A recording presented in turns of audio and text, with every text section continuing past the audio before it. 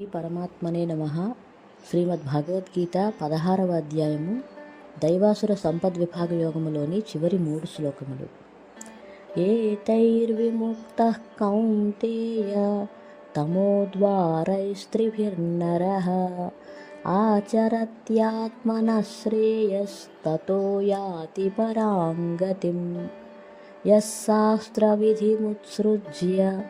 వర్తతే కామకారతః న స సిద్ధిమవాప్నోతి న సుఖం న పరాం గతిం తస్మాచ్ఛాస్త్రం ప్రమాణంతే కార్యకార్యవ్యవస్థితౌ జ్ఞాత్వా శాస్త్రవిధానోక్తం కర్మ కర్తుమిహార్హసి.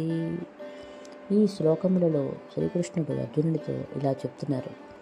అర్జున, ఈ 3 అనగా కామ క్రోధ లోభములు అనే 3 నరక ద్వారముల నుండి ముక్తుడైన మానవుడు తన శ్రేయస్సును పొందుతున్నాడు.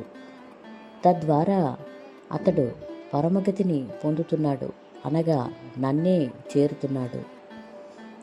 ఎవరైతే శాస్త్రవిధిని విడిచి తన ఇష్టానుసారము వర్తిస్తారో వారికి సిద్ధి, సుఖము, పరమగతి ఉండవు. కావున కార్యకార్య నిర్ణయమునందు శాస్త్రమే ప్రమాణముగా గ్రహించి శాస్త్రవిధితో నియత కర్మలను చేయడానికి యోగ్యులవ్వాలి.